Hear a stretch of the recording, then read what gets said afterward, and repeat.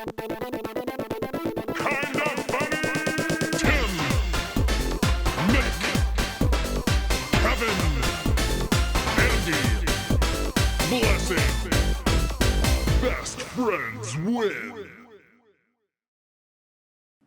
You gotta love Cameron Kennedy just emailing me out of the blue like, hey man, I made an updated version of the Mortal Kombat intro to make sure that it included plus Balls of Fury, because that's where we're at. Everyone, this is Kind of Funny's in review for Mortal Kombat in review, and I gotta be honest with you, nothing's gonna make sense today, nothing at all, because I'm Tim Gettys, and I'm joined by the Nitro Rifle, Andy Cortez. Hello, everybody. We have the big dog, Kevin Coelho.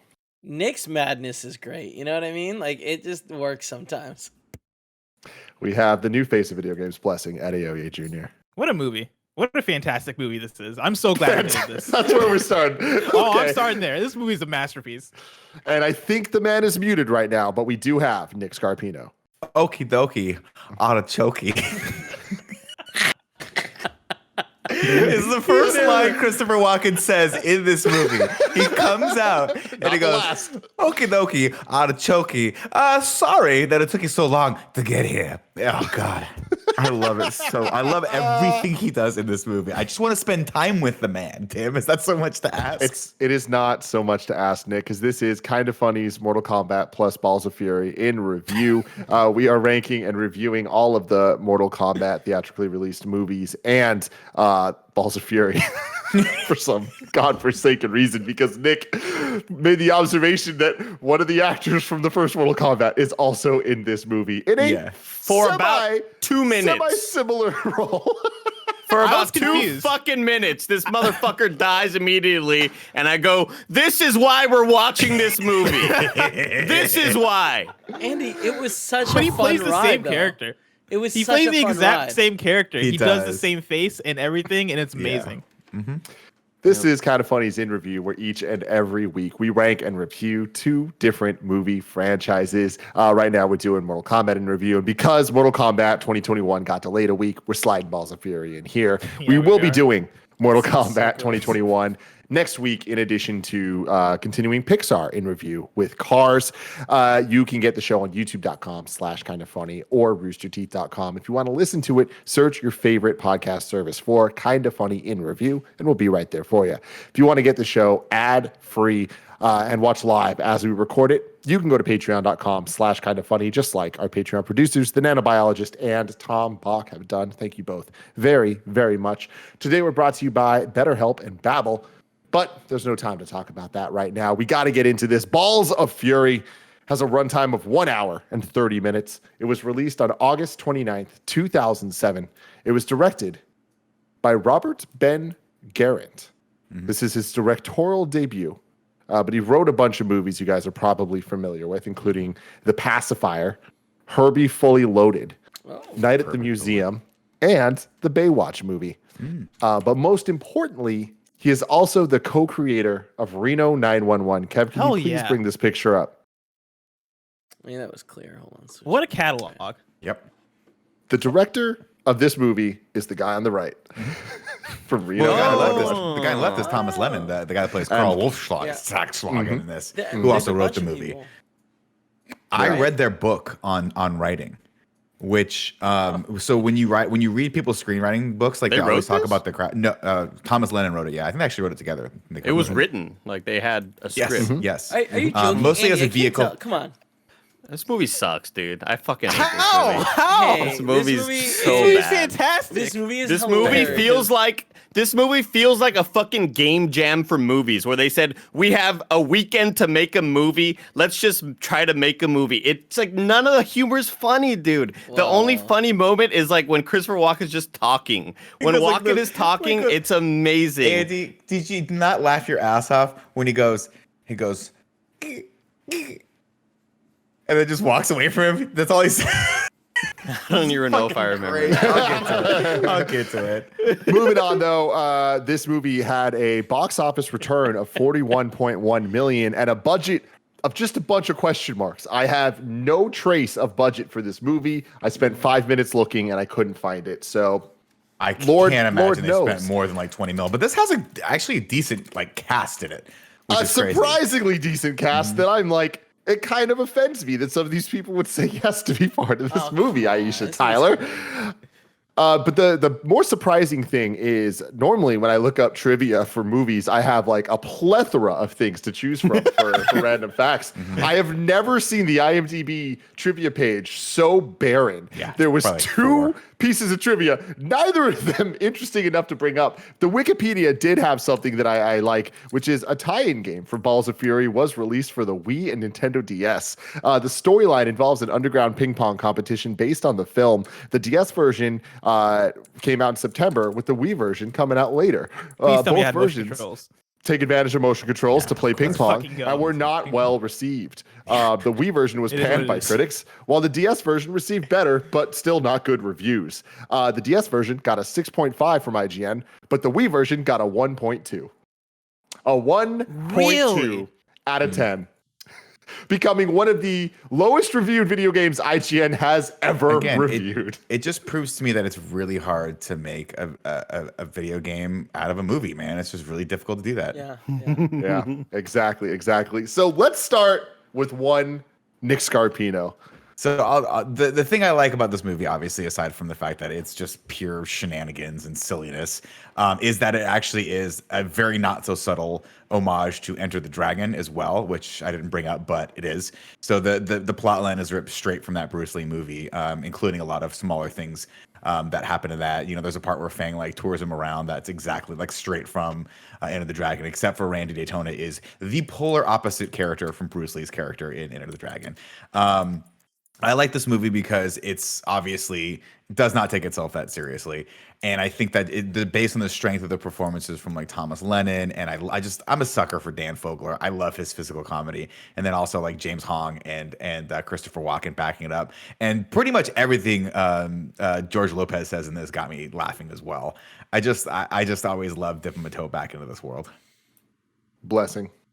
Yeah, it was awesome coming back to this movie because I honestly probably haven't seen this movie in maybe like a decade. But I do remember when it came out. It came out in like 2007, and a couple years after that, I don't know what channel it was. It might have been one of the HBO channels, but it used to come on all the time. All the time. And I would watch it every single time it was on. I fucking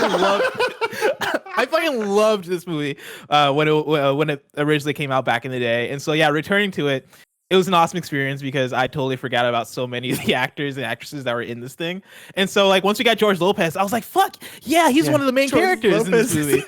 And then once we get Christopher Walken, I was like, fuck. And then Aisha, I don't even think I was aware of Aisha Tyler at the time. And so when Aisha Tyler came out, I was like, fuck, she plays this character. I think this movie is so awesome. It has so many good, memorable scenes, right? And like, I understand, like jokes aside, I understand where you guys come from when you talk about like, why would you say yes to this movie? This movie's ridiculous. Yeah, there's like a lot of shit in it where the more you take this movie seriously, the less good it is. But when I come to it, I don't take it seriously at all. I'm coming into it like looking forward to the scenes like where he has to choose which sex slave he wants, and then she brings in a bunch of dudes and he's not into dudes. But like if the dude leaves, then he gets fucking killed, and so they have to like hang out and play board games. It's fucking awesome. Like that's the last time he's like, if I'd have known when I went to that audition, I would become a sex slave. I never would have gone to Orlando. It's so good. It's so good. The blind sensei dude, I fucking loved. And again, like the more you take it seriously, the more this movie falls apart because the jokes are so dumb. It's dumb. Racist at some points, but it's one of those ones where it's like the movie leans into its own ridiculousness so much that it's hard for me not to enjoy it. Andy. Man, I wish I wish I could like this movie. I love watching movies that don't take themselves serious. Like I love dumb fucking movies. One of my favorite movies of all time is Hot Rod, and I think a lot of it just has to do with like whether the actors or what they were portraying. And I may have giggled like twice, but it just really felt like there wasn't really a script and they didn't have time to try to make jokes. So it was just like, oh, act really funny here and try to be entertaining in this moment. And I fucking really hated this movie, man. I thought it was just terrible, dude. And again, like I'm the type of person that I knew what to expect, right? and we all love our dumb comedies, but I just don't. I didn't. It wasn't entertaining enough for me to be like, it's a silly fucking movie. Like it's you know, it doesn't take itself serious. It wasn't entertaining enough for me to kind of be that lenient with it, I guess. Nick, I'm still making a thumbnail for the last thing we just recorded, so that's why I'm totally. I'm just gonna say that I was just to back up Andy's point for a second. For the avoidance of doubt, I don't think anyone's gonna sit here and argue this is a good movie. I don't think, you know what I mean. Like, I think this is definitely one of those. If you guys like want to tear it to shreds, I got no leg to stand on this. And there's just something about some of the key performances in this that just make me giggle so much. Namely, Dan Fogler. I love his physical comedy. But Andy, I can understand where you're coming from. Kev. I sat down and watched this with Paula, Avery, Paula's sister, and Spencer. And Paula and Avery went to sleep, but like it was like 11 when we started. It was a mistake to start so late. But like for the hour they watched, they seemed like they were entertained. Me and Spencer had ourselves a great time. Like we were sitting there laughing at every joke, every comment. Fogler is like when it starts out and he's like doing the show on stage. He smiles and his teeth and they glow. turn on the neon lights and he smiles and his teeth are glowing. It was just everything about the comedy just hit so hard. I was pretty drunk though, so I enjoyed it. That's fair. As you should be watching a movie called Balls of Fury. I really do think like at the end of the day, it has to be a thing where, you know, I love Will Ferrell's dumbass movies, and there's some people who just don't like Will Ferrell, and it just might be that I just don't really care for Dan Fogler's like physical comedy, like it throughout the whole Def Leppard part at the end where he's air guitaring and it's cutting to the other actors, like it's just like it's so bad that it's not even funny for me. Like those moments like when are he shoots it, when he shoots the radio, come on, bro, that shit was fucking fire. I like the part where when he beats the dragon and he goes, "Yes, I said what? I can't get a what? All right, never mind." Tim, what did you think, Tim? So stupid. I'm sorry, Tim. I'm sorry I made you do this. I'm sorry I made you do this. And I to start positive, I thought Dan Fogler's physical comedy had moments that made me laugh out loud extremely hard. When it's pretty early in the movie, but the woman's kind of coming at him, and he's like screaming. That's so good. That's a funny moment. Yeah. Like I laughed. I don't think I've laughed that hard this year so far. Like that was so funny. Came out of nowhere. Obviously Christopher Walken is just a funny guy. It's like anything he does is going to be funny. It's like it's not like anything he said specifically was standout funny. It's just him. It's just the way he is. It's like Jeff Goldblum. It's like all this stuff. It's like, cool. We get it. You're funny. But everything else about this movie, I mean, like I need to straight up call it out. It is all of the ists. It is just so offensive in so many ways. It's like almost 90% of the jokes are either based on some type of racism, some type of homophobia, some type of like ableism with like the amount of blind jokes they make. They're just never funny. Like, and that's the thing. So many of these jokes aren't even kind of clever. It's just like the lowest common denominator of humor. And like a perfect example is how many scenes did we need to see Dan Fogler awkwardly walk because he put something in his butt, and that's funny. Because we get like 15 of them and he's still kind of like walking weird. And I'm like, and it started off like it could have been offensive, but by the end of it, it's just like, oh my God, y'all just don't give a shit. Where the blind man ends up like thinking he's sleeping with a woman, but kept going. They kept that joke going, and they kept that joke going. And it's like, you could have stopped like a while back. We don't need to keep on making the haha, like the guy, you fucked the guy sort of thing. Like, it's just like, stop, dude. Yeah. We don't need to keep doing this. It's simply offensive. And it's just like, I did not enjoy any of those aspects at all. And more than that, I just didn't enjoy this movie because it's like, you can say it's an homage to Enter the Dragon. You can say it's an homage to other. No. Homage might be a strong word. They're just like, I liked those movies. So this scene's going to be from that. This scene's going to be from that. But it's like there was no. Work. No, it's not. There needs to be some clever level. There needs to be some added thing. This movie wasn't parody. It was kind of just, and that's the other thing. Again, I feel like everything I said, I really, really stand by. This criticism is a little more iffy, but I don't think that Ping Pong is that crazy of a premise for this movie. Like, I feel like there's so many things they could have done that would have made it funnier than this, than the ping pong jokes they ended up doing. Because there's not a single scene of like crazy ping pong happening where I'm like, that's cool, and that's worth this movie being called Balls of Fury and being about ping pong. You didn't like when they like spun the ball on their hand with the paddle, and it was like a rev up where they kept hitting it, and it would spin, and then they would hit it.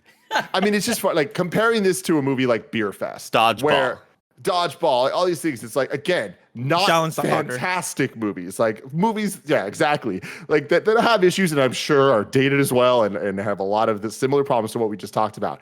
But there was something there. For me, there was nothing here for this one, and I do not think that I've ever watched a movie for a review that I felt this way about, which is semi-angry that I had to watch it. Hey, it could have been. It could have been the Street Fighter movie. I'm just throwing it out there. Yeah, definitely could have. The audience chose this one. Well, technically, the audience chose the Super Mario Brothers movie. But, I thought it was Street Fighter. I'm sorry, my bad. Yeah, but we're going to do that when we lead into the Mario movie next year. But here we are. We made this choice. Andy, now we have to live with it. Hit the plot song. Trying to think of the Def Leppard song. Da-na-na-na, da-da. I don't really know much of the rest of the Def Leppard song, but he does that cool air guitar. Ladies and gentlemen, Hit the plot. Here we go. The plot for Balls of Fury. Blessing, What's up, ping Nick? pong, or as the Chinese call it, Ping pong. Oh God, this movie's masterpiece, guys. I don't know. I loved Like, it. come I on, loved y'all. Come on, We y'all. start at the 1988 Table Tennis Championships. A young Randy Daytona will go down amongst the greatest ping pong players ever to take up the sport. And right offhand, I don't know any of those names are. Which is the thing that what's his buzz. Who's that guy that's the in the beginning of this, Andy? The actual newscaster. Oh, that he's does, an like, HBO sports guy. I Yeah, he's believe. the HBO sports He guy. does the HBO sports with Brian Gumbel, I'm pretty sure. So funny. Or Randy, of at course. least he used to. Yeah, young Randy enters the stadium to Rock of Ages, I think is what it's called, and with his patented Def Leppard paddle. His father, of course, played by Robert Patrick, who you guys know probably from most from Terminator 2, is there, and he has put money on the match. With He's there. well, I mean, You're the right. character. He was. I mean, it's a silly comedy. What are you gonna do? His father put some money on the match, which much to Randy's dismay, with I'm just gonna call him by the actor's name because I don't actually think he has a name in this, which is Kerry Hiroyuki Tagawa, who plays Shang Tsung. The reason why we're watching this movie, who plays Shang Tsung in the Mortal Kombat movie. I thought he was going to have a much bigger role, man. No, this is it. Of course. Then he's there with a bunch of henchmen. And then what I think is arguably the best aspect of this movie comes in. Thomas Lennon comes in, who you'll know, of course, from Reno 911, playing Carl. Oh, God, I don't have his last name written up. It's like Wolfstrag, Randy's opponent, and he is amazing. And by the way, I love that he is a fully grown man playing a child in the world championships of table tennis. And he is just a dick. And it's great. Of course, we get the. I will also say his physical comment, like his face is funny. He's really good at just like doing funny facial expressions and stuff. And I got a couple chuckles out of him. I don't know that I ever got a full on belly laugh out of him, but the chuckles for sure. When he's like, these things that I say, I don't mean them. And then he goes, oh, no, just kidding. Say what's up to your dead parents. And walks away. Come on, dude. Oh, God. All right. Well, we'll agree to disagree. He comes in and they play. That moment. They play. I mean, I've seen this movie way too many times, apparently. Let's see. Randy puts his gum under the table. That's a thing he's going to do a lot here. And the match begins, but Randy is distracted by his father's gambling habits and ends up eating shit and knocking himself out, losing by default. When he comes to, of course, he's been told to say the titular line, which back in the 80s, by the way, was a hilarious thing that everyone always had to say, which when they won the Super Bowl, I'm going to Disneyland. But in this case, he's been an incredible embarrassment. And they cut to stock footage of Ronald Reagan just super disappointed and just shaking his head. But the footage is so obviously from the 80s that it doesn't match at all. And I think it's hilarious. That made me laugh. That's where I was like, maybe this is going to be on the level of Hot Fuzz, that like it's an acquired taste. No, this movie is Hot Fuzz is clever. Not Hot Fuzz. I'm sorry. Yeah. Hot Rod. Hot Rod is funny too. I like Hot Rod.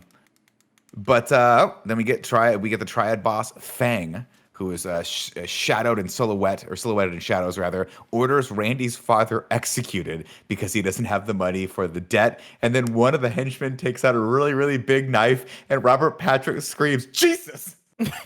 for no reason. But it's like not the right kind of Jesus, like you said. It's like the time when you turn around and Greg just rips his shirt off and you just go, "Jesus," you know what I mean? Like it's that kind of reaction. Totally out of place, but it gets a laugh out of me. I laugh real hard. 19 years later, Randy is doing his ping pong act in Vegas. And of course, the dude that opens up for him is, and I want to remember this guy's name, but I never do. But he's the guy from Anchorman who's doing the singing with the parrot. Oh yeah. I had his name. I lost He's from it. The Office, Something right? Koenig. He's from The Office, yeah. He's so funny. Todd And then of from course The he Office. brings Tom out Packer, yeah. what's his actor's name though? Nobody knows. It's a mystery. Fair enough. I'm He looking it brings up out- right now. David Kushner. Yeah. There you go. Yeah. Thank you. I was Wait, is that right?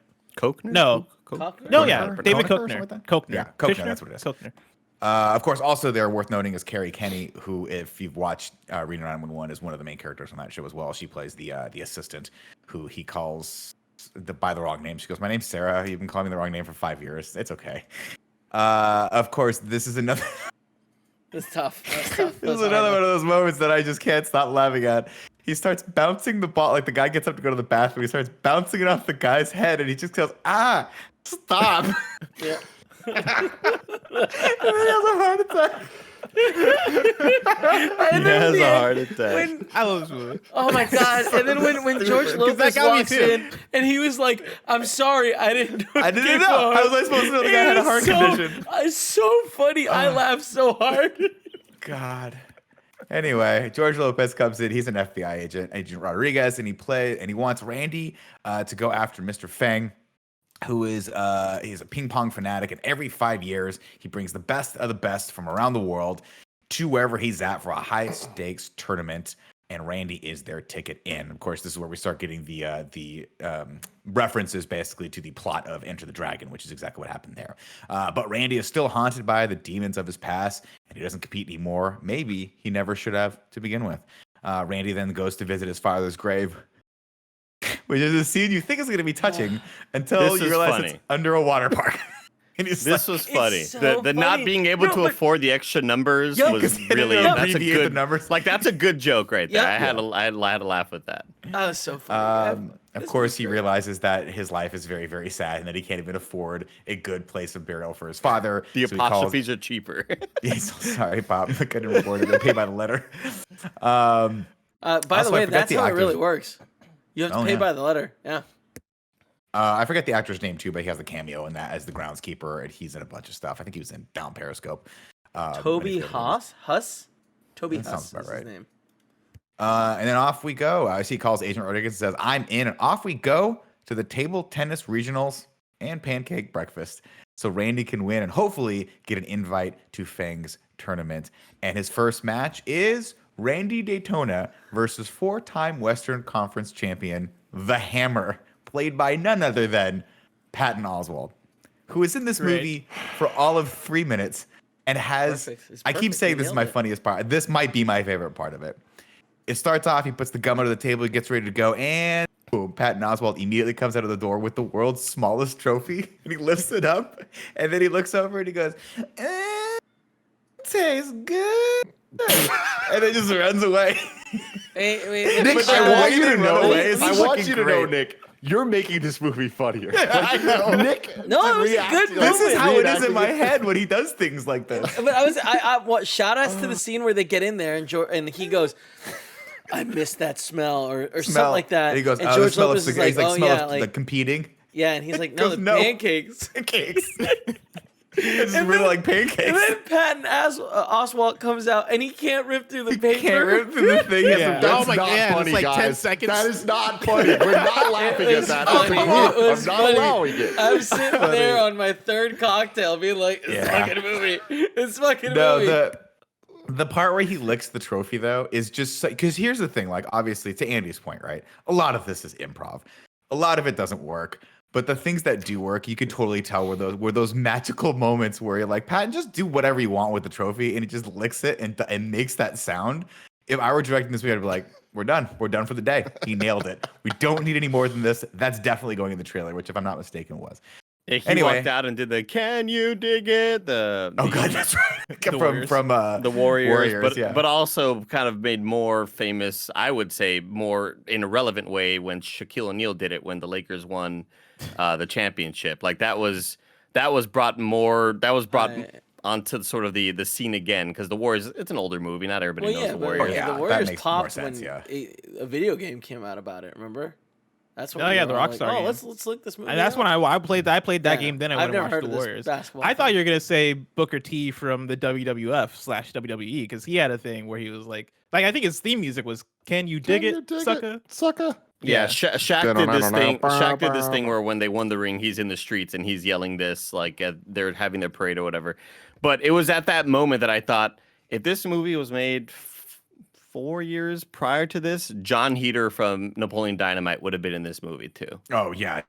He they had to come Like through all the it hits. just felt like one of those type of movies that you just for get sure. whoever's mildly hot. Semi-relevant. Like it feels like a 2007 ass comedy movie where everybody who was hot around that time and had free time came through and like had a day at the studio, and Aisha Tyler was like, yeah, I could do this for a good hour, shoot all my scenes, peace out. Well, it's definitely like Thomas Lennon and I forget the director's name, but like their crew of people that they like. I think his name's Diedrich Bader, the guy Yep. from That's right. he's Third Rock. Yeah, Third Rock, and I think he was in Third Rock? No, he he's was in not a in Kevin Third Smith Rock. movie. I think it was in like Jay and Silent Bob Strike Back. and all Yeah, that stuff. he was He's the been in a ton of security stuff. guard there. He's voiced Batman a couple times, I think, in like Brave and the Bold. Yes. He's just one of those guys. When you see him in a movie, you're like, oh, okay, it's going to be a Diedrich Bader movie. It's good. We're not shooting for necessarily the highest caliber, but we are going to have some fun. Are you Anyway, thinking French Stewart, Tim. Yeah, that's who Tim was thinking Yeah. of. All right, cool. from Holy Third shit. Rock. I can see him googling it. Yeah. Realizing right now, those are different people. Oh Yeah. yeah, Different, definitely yeah. people. No, but like I mean, Diedrich was in that same sort of I was on a TV show at night kind of thing. Yeah, he's been And on tons of stuff. I don't remember what TV show it was, but Oh, I Drew think- Carey show. Drew Carey. Carey That's show. right. Thank you. That's what it was. Because I think he I've was one of never those guys seen like whose line is it anyway? But what was that improv show that Drew Carey did? Who's This like was that? anyway. That's Yeah, whose line okay, is it yeah. anyway. I think that's I what it think is. So he he's might one have of done those that a guys. couple times. Oh my God, he was Rex in Napoleon Dynamite. Rex Kwon Do. Yes, What he the fuck? was. Yeah. Look at that. That's the comparison right there. Holy shit. That's Continuing right along, this classic movie. Agent Rodriguez takes matters into his own hands and says, "You're not good enough yet. You're not ready. I have to bring you to Master Wong, who is played by James Hong, who I will always, always, always love, if for no other reason because he played Mr. David Lopan in my all-time favorite movie, Big Trouble in Little China, and he is fucking great in this. Albeit, to Tim's very earlier point, a lot of the jokes that he makes incredibly inappropriate and would not be made now, but he does have some Every bangers joke in that there. he makes. Does Yeah, he? look, I don't know that he does, because the amount of times they rely on saying the word honor as a joke is just fucking confounding to me. You know, the lucky Like, cricket how part was in fun. any time did they think this is funny? This is worth it. This is totally worth the joke. It's not Fair worth enough. the joke, guys. But okay, so where am I? Fang, of course, was Master Wong's most gifted pupil. And by the way, I could not spell pupil for the longest time in this document. So I spelled it P-E-U-P-L-E. And then finally I turned on subtitles and realized I was spelling it completely incorrectly. Anyway, but he had a taste for the better things in life and sought out a life of crime so that he could pay for all that stuff, eventually getting Wong's brother killed. And of course, Wong's brother is Maggie Q's dad. And then the next day, Randy spots, we get a shot of Maggie Q. When he gets there, Randy spots Maggie, or his character's name, destroying a group of guys at ping pong. But then when Randy slips in, so he sees Maggie Q, of course, and he slips in a very misogynistic remark, and then Wong grabs him by the nuts with his chopsticks, and it's a really funny moment for me. Think about what you just said. I mean, you know. Think about it. Oh my God.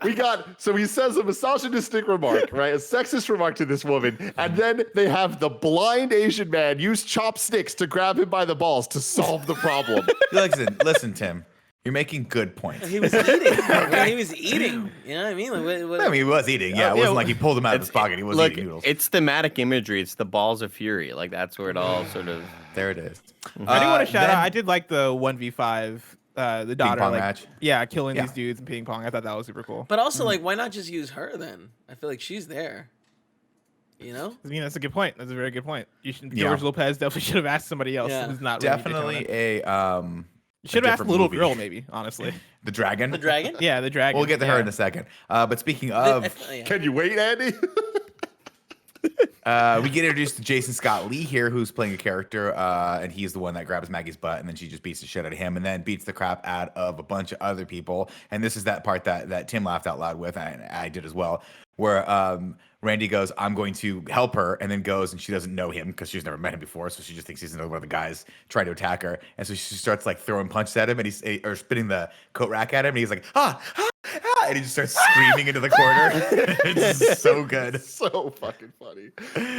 Another also just worth noting, and I don't know why this wasn't in the trivia, but Jason Scott Lee, if I'm not mistaken, played Bruce Lee in the movie Dragon, which was was the Bruce Lee story. And so there's shots of him that they recreated from Enter the Dragon in that movie, which is fucking really cool. So if you've never seen it, go back and watch that. A lot of it is very much built into the legend of Bruce Lee, but it's fucking beautifully directed and really cool. Also, Lauren Holly plays his wife, and I love her. The rest of the guys, there you go. First lesson.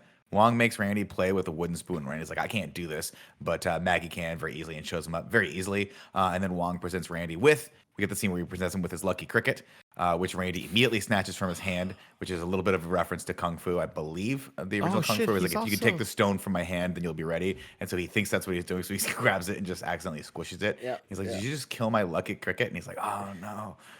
Anyway, then Randy tries to get to know Maggie, but she isn't having any of it. Wong wants Randy to, and then we get another training scene where Wong wants Randy to build endurance, so he locks him in a freezer. And before he does, he drops a box of peas and just runs away.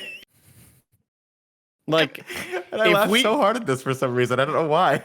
Nick, I was with you. I was with you. It makes sense. Look, it's the way James Hong drops it and runs away. It's the way he just runs away. Like, it's just, he knows this is stupid. Also, why is it in a freezer? You know what I mean? Like, why was it done in a freezer? Because they can't get out. I love it. I enjoyed it. I laughed. It really just seems, kind of at this point with sort of the cricket, I kill the cricket or whatever. Like a lot of those moments, it really reminds me of this being a movie that Chris Farley would have made 4 years after. This would have been a Chris Farley movie for sure. But like way later on when he isn't getting roles anymore and he's picking bad movies. Like this kind of feels like that. Similar to when I was watching Beverly Hills Ninja. I'm just like, oh, this isn't working anymore. I mean, that's a different statement than it being a bad movie. And also, Chris Farley always picked bad movies. He made them great. Hey, maybe one Just day like we'll do Tommy Boy and review. Unfortunately, nobody could make this one great. That night, Randy has trouble. Randy has trouble with his backhand. He can't. Backhand becomes the theme of this movie. Later that night, he has a nightmare, which wakes up George Lopez, who's sleeping next to him, and he immediately starts pumping rounds into the wall. I fucking lost it. I lost it. Something about George Lopez's he played it so straight, where he for a moment he was a competent cop. He just got up, shoots, and then wakes up from that nightmare moment. And he's like, "Oh shit, my bad." Randy's reaction is the thing that got me, because you could sense the fear in him, where he's just fucking just frozen there for seconds and bro, but he I gotta get the fuck out of here. He goes, he's terrified, and he's like, "Are you a real FBI agent? Like you're a real FBI agent, right? Like you're not making this up." And that's when they have the heart to heart. But before he does that, George Lopez is like, "Oh man, I'm so sorry. Hey, do you want to pop off a couple rounds? It just makes me feel good." Good luck. Again, great. And of course, this is where we learn that this is a kind of a wild goose chase that he's on. All the other real agents are chasing leads to try to chase down Fang, but this is it's a 1 in a million shot. Then they get a call from Master Wong's shop. It has been vandalized because he taught outsiders, which again is another beat, I think, from Bruce Lee's, definitely from Dragon. I don't know if that was actually something that happened to Bruce Lee or not, but I know that there was a myth that because he was training people who were not Chinese, he got a lot of shit from the other gyms, or rather the other dojos in the area, and had to actually go and prove himself. It's a beat in Dragon. I'm not quite sure if that actually happened in real life. But it's Also, a really cool Karate story. Kid 2, Oh yeah. when they destroy Mr. Miyagi's dojo. Oh, right. When are they not No, destroying Mr. Miyagi's they dojo destroyed the in Karate Kid? dojo not because he was training an outsider. It was because he wanted a death match, right? Same difference. I'm just joking. That was a good call. The homages were never great. Anyway. Randy must restore the gym's honor, and the only way to do that is to go to the elders and face the dragon. And this is where Maggie starts to warm to Randy a little bit. She gives him her father's paddle and a little kiss on the cheek for luck. And it turns out the dragon is in fact a grade schooler. And she comes in with her backpack, and it's cute. In a little locker. It was the Dora the Explorer shirt that really, I feel like, tied it all together for me, where I was just like, this is good. This is an Well, excellent first choice. off, it's like a jacked out dude with tattoos, and then he like walks away, and then she comes in, which I thought, obviously cheesy as shit, but got me. And I don't know why this got me, but her putting her backpack in the locker and the straps of the backpack just hanging out of it for some reason got me also. Master Wong gives Randy some advice. He says, remember, you suck when you're nervous. And then the match starts, and Randy beats her fair and square, 3-0, and then gloats. And I laugh real hard at this point. This is the part where he's like, yes, that is right. Am I right? Just say fine. Fine. The guy's like, no one's having any of it. They're like, who the fuck is this idiot? This is also the moment where we get the this is unstoppable. Like, no one's ever stopped this in 5 years. Right. Oh, no, yeah, the wind is in my face. Give me a second. Hold on. And it's just, again, these dumb jokes they made me laugh. They're silly. Dragon, of course, is very, very sad, but it's just a red herring. She takes that opportunity to sock Randy right in the nuts. And then Jason Lee and the other guys cheer for him. They have that moment where they're like, we're going to kick your ass. And then they cheer for him, and you think it's all going to be great. And then they carry him out, hoist him out on their shoulders, and throw him straight into a dumpster. And when I first saw this, I was like, yep, that is a perfect beat right there. Then, for no reason, Aisha Tyler's in this movie. And the actor that plays... Sorry, I just remembered something that like had me dying again. It's another joke that it's dumb, but like the comedy of the unexpected was so good when they're like, "Hey, we bet for money here. So you want to bet $4?" Yeah, $4. Yeah. And ask him for change. And then he like, "I only asks him have for 5. Can I change, and he gives it to him. Oh, there's something about that was just like, because like everything is like, because they're pretending that it's all real, and then then it goes down, and it's like, oh, it's a joke to them too. You have that moment where James Hong, it's another one of those lines I wish I'd written down, but he says it's like, oh, like the den of sin and thieves where fortunes are won or lost. I'm exaggerating, of course, but you get it. This is where people play ping pong. So it's like he's trying to hype it up, but he's like, I mean, this is just where people play ping pong. There was a line where he's like, they get rich, make fortunes and get with ugly. No, what was it? It was something with ugly women. Oh, the writing. We're gonna skip past that line, dumb. Kevin. It's so dumb. I know. Let's see. Oh, Before you move on, let me tell you about our sponsors. This episode of the Kind of Funny podcast is brought to you by BetterHelp Online Therapy. A lot of us take care of our bodies, but 2020 and 2021 have been tough. So we might also want to take care of our minds. There's a misunderstanding of what therapy is. It can be whatever you want it to be. It doesn't have to be sitting around talking about your feelings. A lot of people battle with their temper or their stress or the stress is about to kill them, or they have depression, anxiety, PTSD, and the list goes on. If this is you, you can use therapy to get some tools that will make life easier. Spoilers, we film these after the show, and the second half of this show is all about mental health and being online and the struggles and trials and tribulations that come with that. Of course, if you are ever struggling and you just need somebody to talk to, therapy is a great option for it. I've known so many people who go to therapy and have found it it so helpful. Of course, Nick has before too. So BetterHelp is trying to do that for you online. BetterHelp is customized online therapy that offers video, phone, and even live chat sessions with your therapist, so you don't have to see anyone on camera if you don't want to.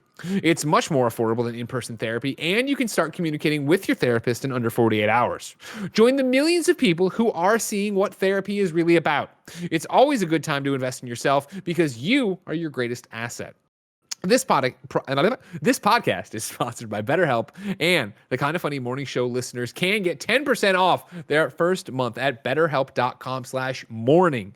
That's BetterHelp.com/morning. BetterHelp.com/morning.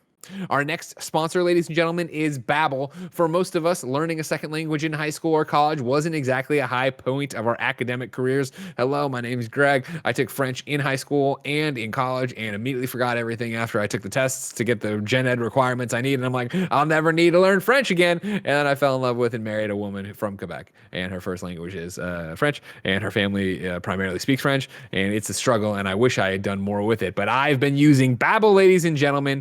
Babbel, of course, is the #1 selling language app that's addictively fun and easy to learn a new language. Whether you'll be traveling abroad, connecting in a deeper way with your family, or just have some free time, Babbel teaches bite-sized language lessons that you'll actually use in the real world. Babbel's 15-minute lessons make it the perfect way to learn a new language on the go. The way I've been doing it, right, is that in between maybe starting a video game for the night, or even when I have a downtime during the day, just popping on the couch, turning on Babbel, putting in my headphones and going. Babbel designs their courses with practical, real-world conversations in mind, things you'll get to use in everyday life. Other language learning apps use AI for their lesson plans, but Babbel lessons were created by over 100 language experts. Their teaching method has been scientifically proven to be effective. With Babbel, you can choose from 14 different languages, including Spanish, French, Italian, and German. Plus, Babbel's speech recognition technology helps you to improve your pronunciation and accent. Start your new language journey today with Babbel. Right now, when you purchase a 3-month Babbel subscription, you get an additional 3 months for free. That's 6 months for the price of 3. Just go to Babbel.com and use the promo code MORNING. That's BABBEL.com, code MORNING, for an extra 3 months free. Babbel, language for life. They're gonna love this one. Oh yeah, they're gonna love this one. Aisha Tyler's there, as well as the actor who played Chang Song, and they show up to present Randy with the golden paddle because he has beaten the dragon now. So he's now on Fang's map and has an official invite to Fang's tournament. Over at the FBI office, Maggie translate the writing that's written on the front of the paddle, which is a riddle, which Randy deciphers very, very easily. And everyone's like, wow, that was really impressive. And he goes, yeah, no, it's just that's written on the back of the paddle, a date and time and airport. And I get a kick out of the scene because the scene didn't have me, but I was like, there's something here, and I'll give it the credit of like it was funny. He's like, what is it? A clock, right? What has a face? Clock. Where is it? 12 o'clock. Where are we gonna go? And they're like, what about this? And they're like, what? Like, where is it supposed to take off from? What airport? Is like John Wayne goes through the whole thing. Haiku. Yep, that's a haiku. And they're like, wow, that was really, really good. He goes, yeah, it's just written on the back of the paddle. It's like, you just turn it around. Sorry, guys. Also, I think the principal from Community is in this, and it's really, really funny. I like that guy. Oh yeah, the Dean. Oh yeah, So fucking funny. it's weird seeing him. I mean, I guess there wasn't that much of a year gap. Funnily like enough, 5 years. when I did when we went to screen the documentary "Waiting for the Punchline" in Vegas, or not Vegas, excuse me, in Austin at the Spider Room, they were having that big comedy like festival that was happening there, which I got to go up at the Spider Room and all that stuff. And he was staying in my hotel. And I rode with him in the elevator, and I hadn't watched Community from that point. So my only context was an episode of Curb Your Enthusiasm. No, it was an episode of Curb Your Enthusiasm where he plays a hotel like concierge, and Larry David keeps touching the cookies, and they're like, "Can you just use the tongs? Can you use the tongs?" And he's like, "Somebody had to touch the cookies to put them on the thing." You know? Anyway, so I was like, "You were great that episode." The guy's like, "Thanks, man." I've done a lot of other shit. That's so funny. That's hilarious. By the way, non sequitur. Did you see Mike Oransky tweeting to Ryan Johnson about the Knives Out premiere? That he was like, "Oh, I was at that premiere that you did, Ryan Johnson," and I'm pretty sure Christopher Nolan was in the crowd. I couldn't tell though. And Ryan Johnson replied to Mike Oransky, was like, Yeah, Christopher Nolan was in the crowd, and I felt myself like cringing whenever I would mention that I filmed digitally instead of on film. Oh wow, yeah. I'd be like, Chris, please just close your ears. Let's see. Oh, so here we go. Maggie says a nice goodbye to Randy, and they make out, and then she pulls guard on him. And then once at the plane, Fang's man pulls a switcheroo, walks them over to the bus, and George Lopez has another banger here, where he's like, "Where are we going, Tijuana?" So stupid. Another banger. It's George Lopez. Nick says it, and he can't even like own it and laugh at it. It's George Lopez. It's just it's an Anything- improv from George Lopez, and that's why I think it's funny. But that's 'cause I the think Anything the George delivery of the Lopez line says is is best. But that hilarious. to me. moment- He just I- has a delivery that can't be matched. I think that moment was funny of like them panning out, and it's like, oh no, you're not going on the jet, you're going on the stupid bus with a whole bunch of other people that are going to play ping pong. But let me retract when fuck, what's the name of this girl? When the girl kisses him. Maggie, Yeah. thank you. When she didn't- kisses him, huh? I was gonna say they didn't name her character other than the actor. I'm not quite sure why. I don't know really? why her name's Maggie Keogh. The character's name is Maggie. It's weird, Oh, I see, got it. but that's what it is. And they zoom out, and she's like hugging him fully with her body. Yeah. Where it's just something about that, like the randomness of like It's dumb. It's just dumb unnecessarily slapstick setting that up. comedy, Yeah, yeah. I laughed. They arrive at a compound somewhere in Central America. Fang is training ping pong players, just like Han. So this is another one of those scenes where as they come in, you're seeing people playing ping pong outside. That's mirrored in Enter the Dragon, of course, but they're practicing kung fu or various martial arts outside. And then Cary Tagawa gives Fang the dopest intro ever, where he talks about like I wish I'd written this down because he talks about how like Fang is like owns the night or whatever, and then he comes out, guys, in all of his glory, the one and only Christopher Walken. And what is the first thing he says, Blessing? I don't remember the first thing he says. Okie dokie, artichoke. And then he goes, ping pong, or as the Chinese call it, ping pong.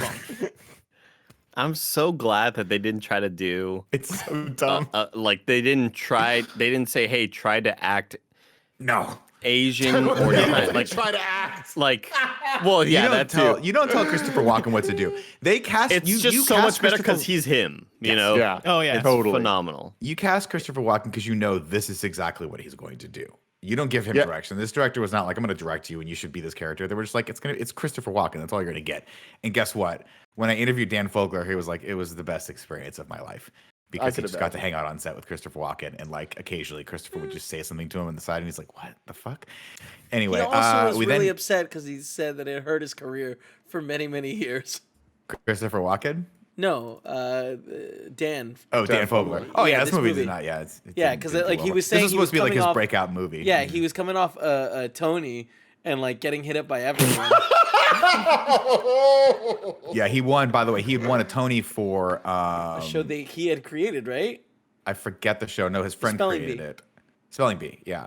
And Oh, he wow. originated the role on Broadway, won a Tony for it, and got this. And that was just like, because before this, he had been like Fanboys and a few other movies that he was like the side character for. But this was supposed to be his breakout role, and I don't think he really kind of climbed back until he got the Fantastic Beasts series, which he's now doing well in. I love And he the brings up a idea. good point. I was Oh, gonna say I whatever. love the idea of like Nick trying to make Dan Fogler relive what Nick thinks is the best part of his career.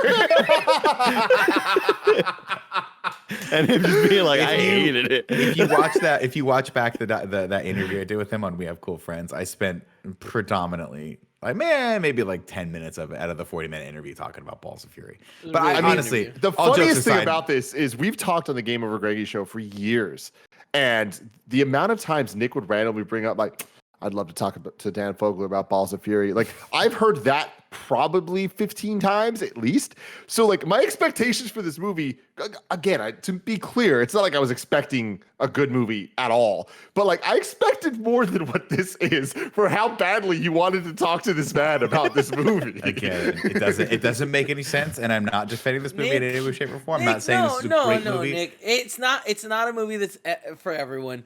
Its humor is dated, but I still think there's so many moments that hit, and I get it. I just want you to know that I get it. And Yeah, the reason that we only spoke to Dan, 10 minutes is because it was clear that he was hurt about this movie. He was not hurt That's about the thing this too, movie. though. It's like there's a lot of dumb movies that we all like, but like it's very rare that I'm like, oh man, I wish I could talk to this person about this movie. But Nick specifically wanted to talk to Dan Fogler about this movie. I'm right there with you, Nick. If I could talk to Dan Fogler, it would be about this movie. Yeah, and let's get I it back. Let's do I it do again. think I do think this movie isn't bad. Like it's aged terribly for sure, especially in like a lot of like the humor and the jokes and 100%. how a lot of the shit is insensitive. The whole point especially of the when you- movie. Yeah, the exactly. whole point, yeah, when you look back at it. But I don't know, man. Like the pacing, I feel like the cast, the performances, I think they're all there. Like not great by any means, but I think at the very least, it's a fine movie. It scratches a weird itch for you. This movie, yeah, I mean, again, this movie just is it's what you call, I don't know, it's like candy. It's just, you know. I mean, I'm not going to sit here and right? try to defend this like it's freaking, you know, Interstellar. Like it's Step Brothers. No, come or on, something. yeah. Like, the big I would reason say Step Brothers is a cut above this as well, but this movie just for some reason works for me, and I think to Kevin's earlier point, it's just most of the physical comedy for me is what gets me. Yeah. Okay, so getting back to the point, we get introduced to the competitors. Freddie Fingers Wilson, played by none other than Terry Crews, who is fucking great.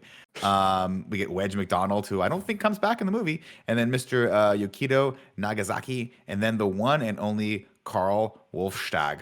And he comes up to him and he says, "The years have not been kind to you. I will not be either."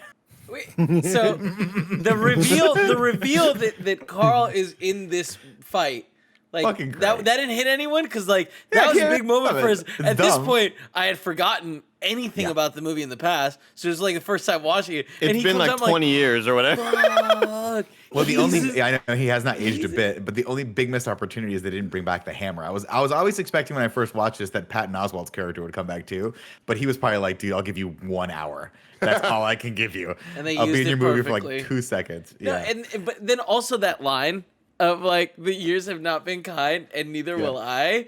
That hit so Yeah. hard for me. His performance was But great. it's the line He was delivery. great It's the throughout. line delivery. Yeah. oh yeah.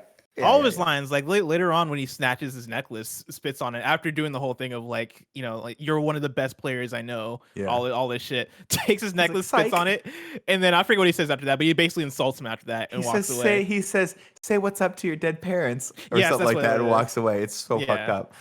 Oh man! Of course, as Christopher Walken is surveying the room, he spots his old master Wong, and he goes, "Wong, you old horn dog, how's tricks?" That made me laugh. Come on, dude. Because you know that wasn't like, did they write that? Did they write that line for Christopher Walken? Yeah, they had to have written that. I don't Like, we know, gotta man. hear. Yes, of course. They wrote that line knowing that, hey, this line's gonna be funny because it's gonna be Christopher Walken saying You're horn a dog. horn It's dog. funny. And it got me. Oh, Fang tells Randy, FYI, Wong always said I was his greatest pupil. And again, misspelled pupil here. But then Wong responds, "You could have been, but you never finished your training." And then Fang gives Kari Hiroyoki Tagawa, he kills him because for making everyone 10 minutes late, which is to that point where I was like, Andy's going to hate this part because this is where he dies. And he's only been in this movie for 5 minutes. Maybe and watch the movie because of him. And sure enough, I was right. Later that night, Aisha Tyler offers Randy a selection of courtesans, and it turns out they're all a bunch of like dude bros from Florida spring break. And it is what it is. Anyway, Randy politely passes. I mean, so Mahogany. Here's the thing, like, is it homophobic? Sure, but it also is Oh, yeah. unexpected. Definitely. So, and then like at the end of like, hey, I'm gonna get killed if I leave, so we have to do something. And then they play games all night, and then they leave, play and they're Boggle. best buds. And not only that, he at the end of the movie, he runs in to save him. Like that's what he's going. He's like, I have to save my friend. Gotta save Gary. Now, this part is what it is. This is definitely one of those pieces of humor that would not fly today. And what it is very- offensive and bad. We it's need very to make dated that and very extremely offensive, very clear. bad. Sure. But Diedrich Bader's character, the way he plays this, and he has this line that he says, "If I'd have known I was going to end up a sex slave, I never would have gone to that audition in Orlando." It's the use of the word Orlando and him saying it.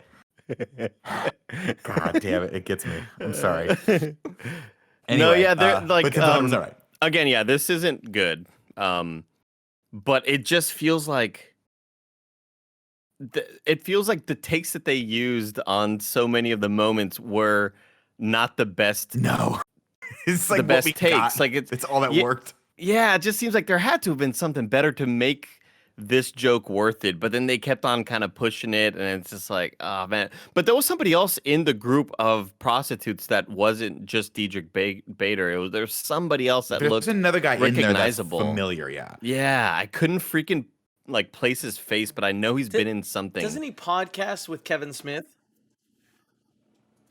No, there's somebody else that has like a very kind of He was like huge, recognizable like, big, face. Yeah, big. I mean, like, he might, Kevin. I'm not sure. Yeah, I think. So. Anyway, the next day they end up playing Boggle all night.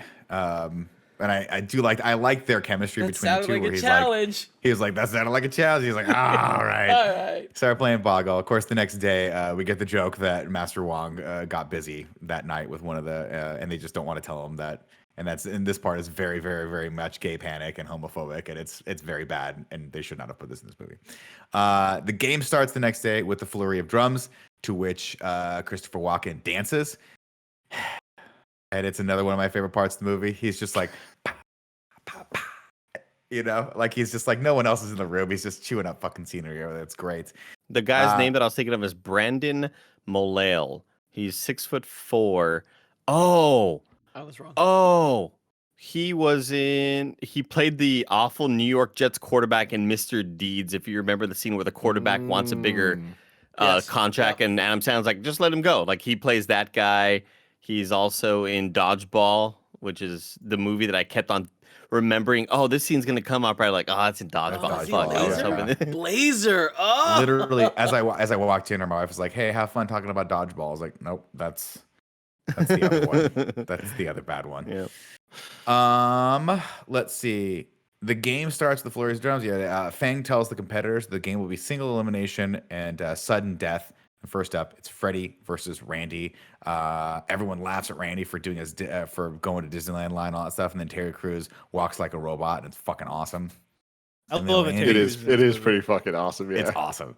The fucking packs are just too much. I know, and I mean, like, this is like, I'm not going to say this was like the start of Terry Crews because I can't think of what he did before this. So I'm just going to give this movie credit for giving us Terry Crews, and we'll go from there. White Chicks was before this, right? Oh, probably way before this. Yeah, actually, I don't know. Yeah, Yeah, no, it must have been way 2004. before this. Yeah, for sure. Randy ends up winning, so Mahogany kills Freddy, and then when Randy turns to Fang and says, "You killed him," Christopher Walken says, "Well, yeah. What part of sudden death didn't you understand?" And then he goes like this, and he pinches his face, and he goes, and he walks away. And you're like, what do you say, Tim? What do you say when Christopher Walken gives you that? Do you just show that to the rest of your cast and go, be better? Just go cut. Just step it up. fucking better. Anyway, Randy freaks out and tries to jump out the window, but there's bars on the other side of it. And then Fang knocks on the door and asks Randy to go for a walk with him and shows him like where he keeps all of his like illegal guns. But first he has to go into his secret palace, and so he has to like pull the arms down on one of the statues. And he goes, "I don't normally give people the full tour, but I don't know, Randy." He mouths the words, "I like you," and then winks at him. Moment got me. Fucking slayed me. God. That's the moment that I was trying to think of earlier when we first started this review. That moment I was fucking dying at. I like you. God damn. It really is the Goldblum effect. It's like just have him say yeah. whatever you want, and it's gonna be want. funny. I know. Fang shows him, of course, then the tour ends with him showing him his pride and joy, a custom-made table where the players wear battery-powered vests that electrocute the losers, sort of like the joysticks from Never Say Never Again, if you've seen that movie. Also, there's a panda there that's not moving. Remember that, because it gets my other laugh out loud moment with Diedrich Bader later, where he's like, "I'm gonna go save the panda. The panda's dead." Yeah. God damn it. No, but he does allude to like I don't know what they eat. He says something like that. No. There's a line about like why is it dead? I thought they eat something or whatever the fuck he said. It doesn't matter what he says because it's always funny and entertaining. Anyway, round 2, Carl versus some random dude while Randy tells Rodriguez how to get into Fang's secret lair so he can hide that homing device. Randy wins his next match versus Yokito as Rodriguez sneaks into the lair with the illegal guns and plants the homing device. Final round, Carl versus Randy, but Randy is freaking out. So Rodriguez tells him, he's like, hey, it's time for plan B. Meet me in the bathroom in 5 minutes. Of course, then as he's approaching, Carl comes over just to fuck with him, and this is where we get the tell your parents. Oh, he says, "Tell your dead parents I said what's up," and then walks away. To which pisses Randy off, and he decides to stay. And then Master Wong says, "This made me proud. Like, I couldn't be more proud of you right now." And so Randy goes, "Cool. I'm gonna go to the bathroom to tell Agent Rodriguez that I'm staying." And when he does, George Lopez jumps out and snaps his arm. And he's like, dude, I was good. He's like, how's I supposed to know you're going to stay, man? But first he shoves a toilet paper roll into his mouth. Eat this, he yells at him. Just eat this, and then snaps his arm. Also, shout out to the cameo by the guy from, I think it was the actor who was in that show with Hayden Panettiere. Heroes. Heroes. Was it Heroes? Yeah. I feel he played Hero in that. Wasn't that his character's name, Hero? Yeah. Mm-hmm. He just has a random cameo in here where he's standing there with a fucking MP5 and he's like, hey, welcome to Mr. Fang's bathroom. Yeah. You're like, okay. Anyway, Fang disqualifies Randy, giving Carl the win, but guess what? It's a red herring. He's been onto Agent Rodriguez the entire time, and he goes, bad guys have homing devices too. They put homing devices in their name tags, which I never caught before, but Blessing, if you go back and watch it again, Randy's wearing a jacket that says Randy, and he puts the name tag that says Randy over it. That's good humor, Tim. I don't care what you say. Really good. That's good quality humor. Also, remember when they first get there, he's like, there's a lot of you guys, so you need to wear name tags. Yeah. And that was narratively built for the joke, you know? God, I know. It's so dumb. Of course, they bring Maggie in, who has been kidnapped as well. And he forces Randy to play Southpaw, but Randy has flashbacks to his prior match and drops his paddle. When he goes to pick it up, Carl jumps on it and snaps it. And then Randy runs over to Wong, completely disheartened, and said, I apologize. I've broken your brother's paddle. But Wong tells him that the game isn't in the paddle, it's in you. And then he hands him another paddle and says, this belongs to the greatest player I've ever known. But when Randy turns it over, it has the Def Leppard mark. And I don't care. And what you say, I Tim. got chills, guys. Great. I was like, I am Really a sucker bitch because this got me. It's really good is why it got you. And No, then it's just really easy to like have that layup there. That's what got me. then Randy pulls out his, boombox from like 1985, 88 or whatever, and starts playing. I believe it's Def Leppard. I'm not quite sure. I don't know Def Leppard's full catalog, but I assume it's Def Leppard. And this scene's great. Everyone starts like, What do you want? What do you want? I want rock and roll. And then Randy puts his gum under the table confidently, but before he can serve, Fang pulls a fast one on him and replaces Carl with Maggie for the game. And then Carl freaks out, and the Mahogany just kills him. Yep. And he goes, oh, right, blow darts. So much happened in this scene. Because like they also shot the radio to stop all the dancing, all that shit, and that's when they did the switcheroo. And I totally forgot about that. And so the whole time I was like, this can't be fair. This can't be right. Like we can't let him do this. One of the reasons Def Leppard is famous as a band is because the drummer, there was a car accident, he lost an arm, right? Yeah, he had one arm. They also did. They had some great hits too. No, they have great hits, absolutely. But I wonder. They sing "Pour Some Sugar on Me" at the end, right, or something like that. What's the song at the end? I'll get there. That's It is. It is that. Yeah. Maggie refuses to play Randy, so Randy distracts her and bounces the ball off her belt, so that he can lose and she can win. And then he tells her he loves her. Great too. That was great too. She's it was awesome, but it was one of those ones too where I was like, "That's not part of the rules of ping pong." You definitely can't be bouncing balls off people's belts. That's an illegal move right there. Off her nose too. Yeah. But then Aisha Tyler's character blow darts. She blow darts the ball to stop it, and then Fang orders him to kill him, and then she blow darts the paddle, or she goes to blow dart Randy. He stops it with the paddle, and then immediately throws it back and hits her in the head. Now, what you guys don't know about this is, and I never caught before until this time. I was like, that is actually a reference to Big Trouble in Little China. At the end of it, David Lopan like throws the knife at Jack and he grabs it and throws it right back at him and stabs him in the head. And I was like, fuck me, I can't believe I missed that. Blessing, we have to watch this movie 5 more times. We have to get all of them. Of course, I might be rooting too much into that point. Anyway, all hell breaks loose.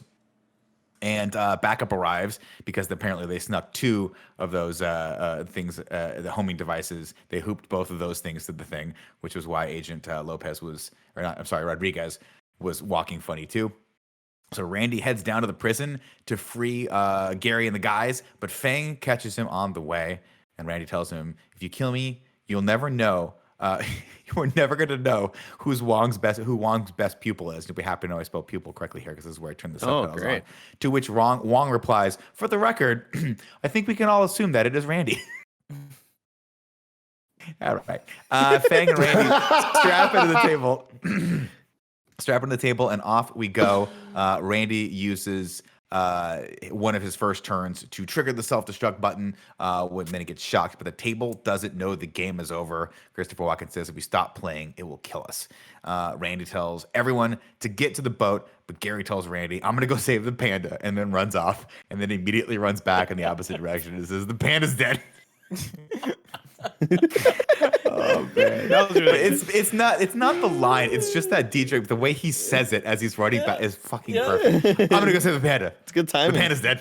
It's good timing. Yeah. Let's see. Randy wins a point by letting the ball go off the table, but then he gets shocked anyway because Fang changed the rules and forgot to tell him. I changed the rules. He goes, I changed the rules. 1 bounce, it counts. My bad. That line got me. Yeah. So the match continues out into the forest. They start playing and they start beating it off the walls and all that stuff, and they can't let it stop out in the forest. Maggie kicks the hell out of a really jacked dude while Fang and Randy keep playing through the bamboo over onto a bridge. Agent Rodriguez saves the guys and a few of the female servants from an Italian gangster, and then asks one of the servants if she likes chorizo. And that was a line that I have to assume George Lopez improvised. And insisted made the final cut. He's like, I'm not signing off on this. There was no other better take at the improv. I love how noticeable it was that like it felt like when they were playing the ping pong match that they were teleporting around because so many people were still on their way out of the compound, and it's like, how are they not the last ones out of this building? Oh, yeah. Like this makes no, I guess, sense in terms of placement and all that. There's also a moment, by the way, where the ball hits the ground, and I think Randy he dives for it, but he falls through the things. But he doesn't get shocked for some reason, which is weird. I always thought that was an inconsistency. Doesn't matter. This ball's free, for Christ's sake. Randy serves, but when Fang asks, as they're about to serve the final match, Master Wong yells up and reminds Randy that Fang only finished half his training, never finished his training. And then Randy starts serving it, and Fang's like, it gets under his skin. He goes, what did he mean by I never finished my training? What, like I'm dishonorable or something? And Randy goes, no, it means you have no backhand. And then immediately hits it to his backhand, which causes Fang to fall into the water and get electrocuted to death.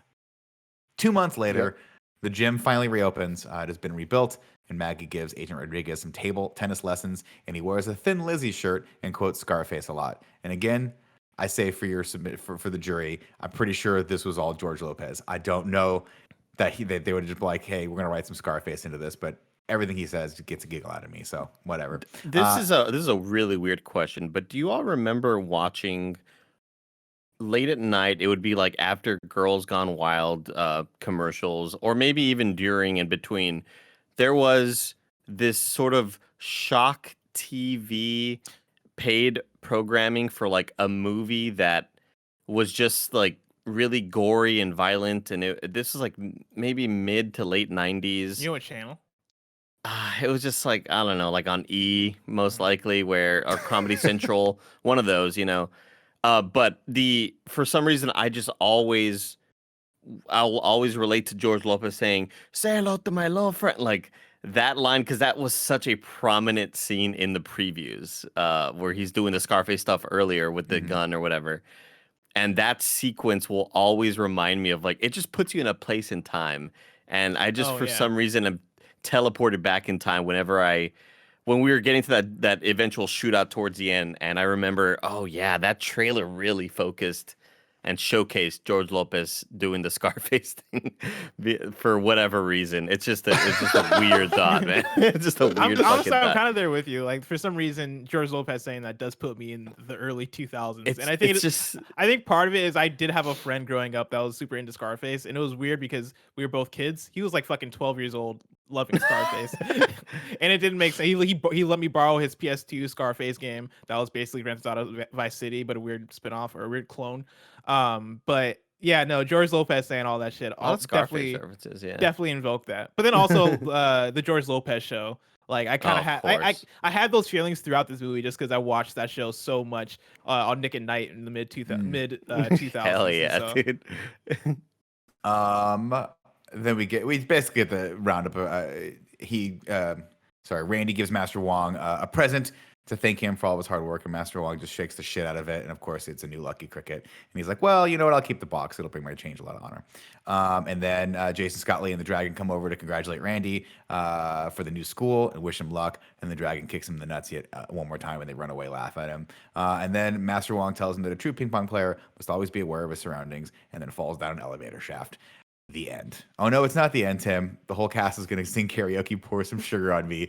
And this is the part where I was like, I bet Tim's not going to like this part too much. But the movie's over. Part. The rest of the movie was like, oh, I just good, feel like this is like about this. This is like salt on an open wound on this one for Tim. But I mean, no, I gotta say, I like the dumb comedy movies ending and then like having the play a moment of them freeze frame with their name of who they are. There's something about it with that's some just weird and nostalgic. Like yeah, there's some outtakes and stuff. I love me some outtakes. I didn't love the he didn't finish his training.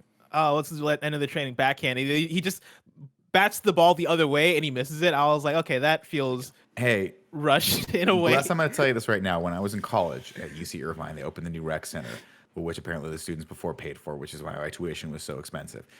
I used to play racquetball. Did I smoke a lot of cigarettes before and afterward? Yes. Did I play with my friend who was like an all-state tennis pro? Yes. Was I never able to hit a backhand racquetball because I never learned how to? Yeah. It's surprisingly hard. You have to train for that backhand. It's not just like this is easy. Everyone can do this. Tim, you can do this. That bad boy getting some speed on that hard. Can't do it. Can't you just jump more this way and then hit it normally? No, you never want to do that. Not if the ball's coming at you really fast. You got to cross your People body. can pick you apart, Kevin, if that's your way of playing. Yeah. It's just the idea that isn't that like half the hits? Like no. If you were gonna be, like at that point, have you not tried the backhand yet? No, you have to be able to do backhanded tennis, or I imagine anything that involves a racket, you have to have a backhand for sure. Andy, hit me off with a little bit of that haiku in review, please. 7 syllables in the middle. You need 5 for the first and last line. If you're not poetic, no need to fret it. Haikus don't need to rhyme. Haiku in review. Haiku in review. You can go to patreon.com/kindoffunny to write your review in haiku form. I messed up both of those words. Review cool. into haiku. Yeah, just like Joe Mertens did. Part Mortal Kombat, part Kentucky Fried Movie, and so much stupid. I don't know what Kentucky Fried Movie is. That was John Lennon movie, I think. Yeah. That sounds right. Yeah. You've never 1977. Holy never crap. seen it before. No. It's not, is it like a Naked Gun type parody movie? Yeah, it's not good. Don't know. I've had it on my I think I've had it on my Amazon playlist for like 2 years, and I've just never watched it. I've never pulled the trigger. I've seen it. It's not great. But it is that style of humor. Travi Nix says, Nick, I mean, you fucking made us watch this movie, so you asked for this. Sure. Travi Nix says, balls, balls, balls, balls, balls. Mm-hmm. Ping pong, ping pong, ping pong, ping. Yeah. This was the best thing. There you go. There you go. And of course, miscellaneous comes in with the plot in haiku. Battle has begun. Under table goes his gum. Dad pays to Shang Tsung. The dragon annoyed. Randy's winning, overjoyed. Genitals destroyed. Time for the first round. The victor, Randy, is crowned. Then fingers goes down. Opposite they stand. Ping-ponging across the land. Fang had no backhand. Thank God we're done with that part. Man, Let's move on to Ragu Bagu, where we're going to rank the bad guys against That the reminded me of Mortal the other Kombat funny villains. part, and I want to know if you guys laughed at this. There's a part where Terry Crews comes out and he goes, "This is Freddy Fingers Wilson." Ah! And then it cuts over to Christopher Walken, who also screams. I love this guy. Nick, I laughed real good. That got me Come real on, good. guys. Come on. Here we go, Go ahead. Fucking shit. Hold on. Ragu. Bagu. What's up, everybody? Welcome to Rad Guys Talk Bad Guys, here for the Mortal Kombat in Review series cross Balls of Fury. At number 1, we have Shang Tsung and Goro for Mortal Kombat 1. And then at number 4, we have Shao Kahn and Sindel from Mortal Kombat Annihilation. Where do we want to put Fang? Or we just put like- Christopher Walken. I mean, we can call him Fang though. It's not a big deal. Fang It's is his fine, name. sure. Yeah, I think. I put him- I think it makes put him the number most 2. sense to put as number 1. You know, I mean, he's clearly the most entertaining, but for right? a villain Also character. deadly. He killed a bunch of people. true. You know what It's I true. mean? Everyone was scared He was of him. effective. He was Yeah. effective. You're right. Sex trafficker. That's never good. And guns. That's very bad. Terrible dude. Guns. I would put Guns him. I would put trafficking. him. Thank you. I would put him number 2. Okay. I just like 'cause Shang this Tsung is- in part 1, Yeah. Okay. but he's and he- entertaining enough to be I way go better number than the other 2. 2. One of the best parts of the movie. Christopher Walken can do no wrong.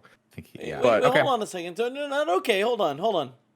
Because I'm saying 1. Nick, what are you saying? You saying 2 or 1? I'll put him at number 2. This is Mortal Kombat in review. We can't put him at number 1, I don't think. But number can 2, do I think whatever is the a hell Well, good we could spot. if he was great. But And he- not to say Shang Tsung I was and gonna Goro say were we great. we gotta Yeah, like that's the thing. we gotta look at competition. the other movies when we talk about the Mortal Kombat movies because like Okay, those but- movies also aren't that great. No, and they're not. But let me remind you that the reason we're watching this movie is because the bad guy from the first Mortal Kombat was at in number 1? this. No, the reason we're watching this movie is because the movie got delayed a week. You know what I mean? And we found a thin little line where we could connect. It's And not I'll- like anyone gave a shit about the bad guy in the last one. And this one, a lot of everyone's favorite parts are Christopher Walken, the bad guy in this movie. But And that's what favorite I'm doesn't saying. mean good. But like And I you're would talking, say, you're like- talking about how Shang Tsung right got like axed a few minutes into this movie, or I guess halfway. It got replaced with Christopher Walken, which is an even better option. It's a good You know what I tag team mean? right there. Good tag team right there. Yeah, Let's vote on Shang it. I'm Tsung, going number 1 for me. the actor in this movie was not good Number in 1. this. His character was offensive and sucked the entire way through. But are we counting him? I mean, he was Because just we're counting him. We're counting No, him. You no, were no, just this is counting just him. Fang. No, he was saying it doesn't. But Because we I would gotta only vote count it. Christopher Walken. Let's vote on it. Who thinks Christopher Walken should be number 1? Damn it. I'm going to put my hand up on this one. There you go. Yeah. Let's There it go, is. baby. There it is. Man, I was just The okay. 3 Oh, biggest man. Balls of Fury's fans. This is In where we your are. fucking world. Bro, this movie's about to be put number 1, so you slow down. Damn. Now it's time to rank the Mortal Kombat cinematic universe. Currently, number 1, we have Mortal Kombat 1995. And number 2, we have Mortal Kombat Annihilation. Andy Cortez, where do you put Balls of Fury on this list? I would put it at. Fuck. I mean, it's weird because one movie is intentionally trying to be funny and it's really, really bad. And the other movie is intentionally trying to be good, but it's still really, really bad. And you won't know which movie I'm talking about. You won't know. I would man. I would put this at number 2 or 3. I don't know, man. It's so tough to say. I'll put it at number 2. Kevin.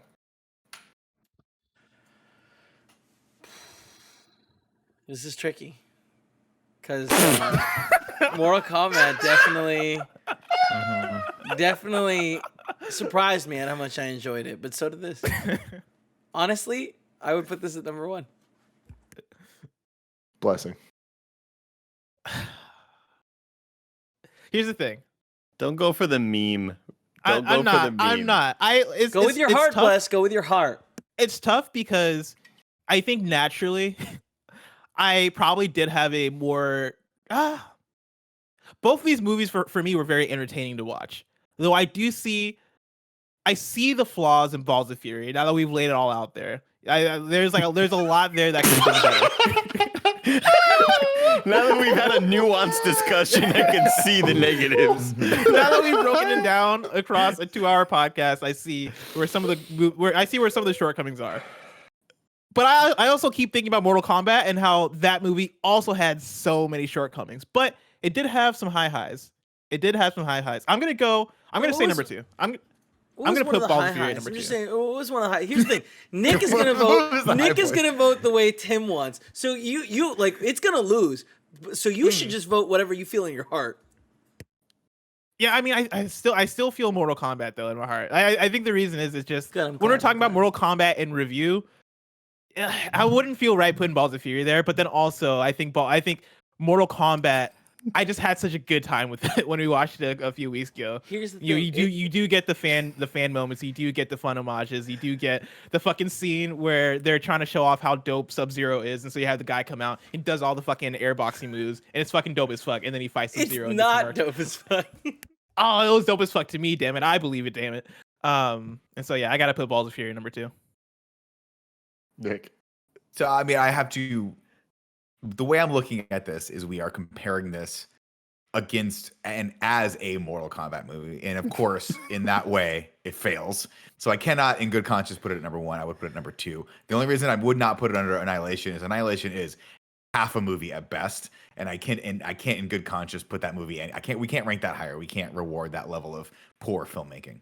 Someone needs to be punished for that. You're right, Nick. I am dying of laughter.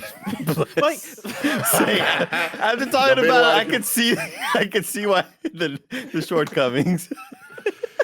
But Oh also, my like, God. when we're talking about the action, right? Like, Balls of Fury has the best action of all 3 of these movies. Absolutely. This All these movie was ping made pong in fights. 2007, and I don't agree with you, Blessing. I do not agree with you there at all.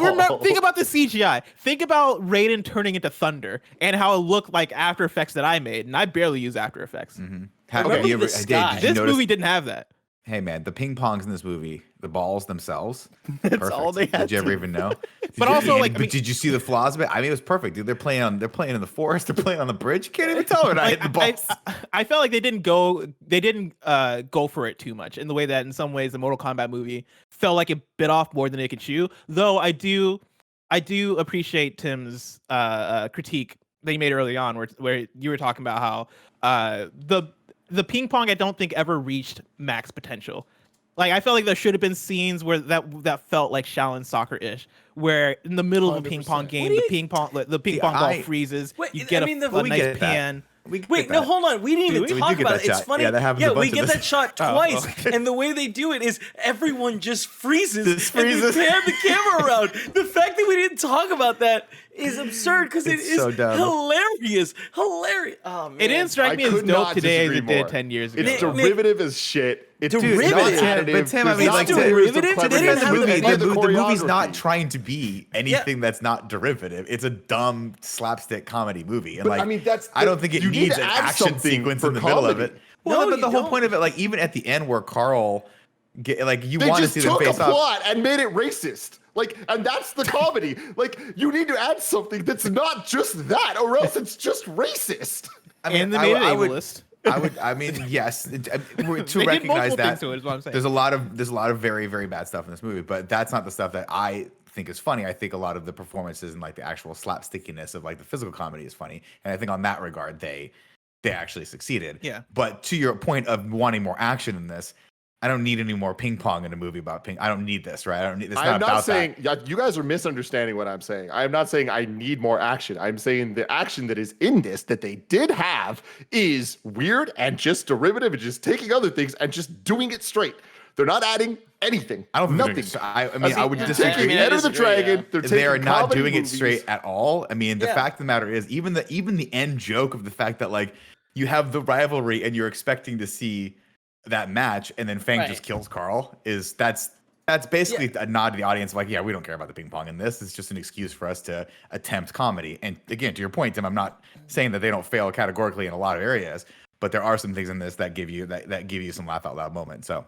Yeah, my Take it for what it is. point was more so about the creativity of it, because it felt like at a certain point a lot of the matches were just forehand brawls where they're just hitting the ping pongs back and forth, and they weren't really doing much outside of that. Like Sure. you had things here and there, like when Maggie was doing the 1-on-5 match, like that was dope as fuck, right? And I think you have things here and there that are like that, but I think the bulk of a lot of the ping pong in here was just straight up back and forth games that could have been a way more creative if they put a little bit more effort into it. And the bulk of the fights in the Mortal Kombat movies we've seen so far are the same thing, where it's just like they should have been way cooler than they actually were. But this they also used very series so bad far CGI, sucks. which this movie didn't have. But this movie had so many Yeah, other things. This was made in 2007. Yeah, but Years I after. also feel like 20 years later. I feel like we see really cool ping pong fight like battles that like wouldn't happen, like are impossible in real life. Like at the end of a lot of these things, these people are like 20 feet apart and going back and forth, and it's like I know that like that was cool in a YouTube video in 2006. Hey, man. Like this is a whole perfected movie 2007. that they made out of this. That's supposed to be a comedy. And that's what I wanted more of that YouTube 2006 video, because I think I know the Totally. exact video that Tim was talking about. And like I wanted like, I think if they went for it more with flips and shit and like just doing ping pong in a way that I wouldn't have thought about. I don't think this movie has as much of that. But also, it didn't have Raiden turning into fucking lightning. That looked like it was straight out of Microsoft Paint. Well, So much of this movie just it feels insanely uninspired to me. It doesn't feel like a passion project from comedy writers who were like really, really wanting somebody to pick up this comedy movie because they worked hard on the script and it has really clever humor and stuff like that. It really feels just like the superstar comedian who's 6-7 years out of his prime and he's making a straight to DVD movie. Like this movie screams that so much to me. Andy, you're spot on. And again, take it for what it is. This is a movie that I think Thomas Lennon and his writing partner shit out over the course of like 2 months amongst 10 other scripts they read, and this one just happened to get made. Yeah. I don't know if this was one that he was grinding on for years and was like, this is going to be my Rocky, right? This is going to get me the Academy Award. And then I think they probably shopped it to everyone and they got who they got. Like this movie is I like if you told me that this movie didn't come out in theaters, I'd be like, yeah, that makes a lot of sense. That's the quality I think they managed to hit on this movie. So take that for what it is. Yeah. So the rankings are number 1, Mortal Kombat 1995. Number 2, Balls of Fury. And number 4, yeah. Mortal Kombat Annihilation. It's a great We list. are returning next week with Mortal Kombat 2021. Very excited about that. Why aren't Hoping there for good a new number high-res 1. images of this fucking movie for the thumbnail? For Balls of There's Fury? no- Balls of Fury. Yeah, there's no high res images. Of Where do this movie you ever. guys think Mortal Kombat is gonna land next week? Number I 1. hope it's number 1. It I looks really hope cool. it's I number hope 1. it's number 1. Yeah. Bye. Until next